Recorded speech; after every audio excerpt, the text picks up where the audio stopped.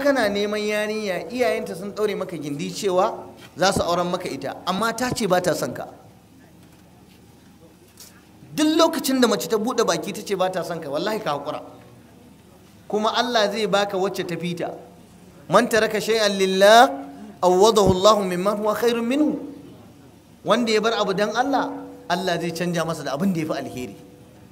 Kuma an-nisa'u siwaha kathir, mata ba ita ba suna da yawa.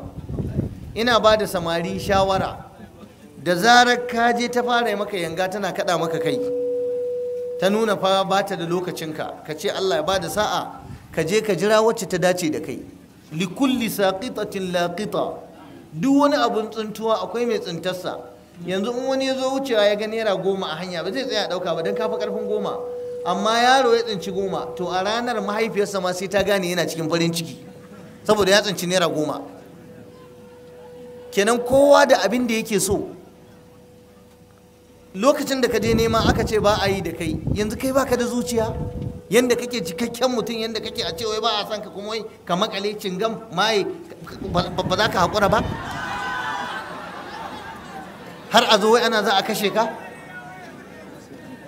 Me zafi? Kuma bari gaya muku wani abu guda, yanzu a Najeriya nan mata sun koyi kashe mazaje fa, ba a musu komai fa. Sau nawa za ku ji an ce wance ta kashe wani?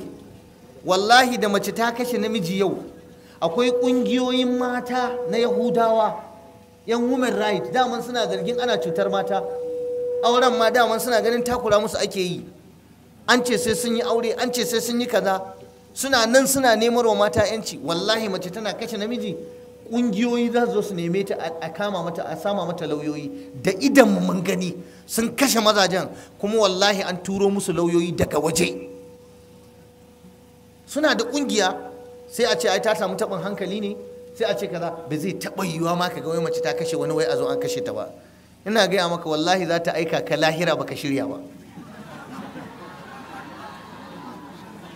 Yanzu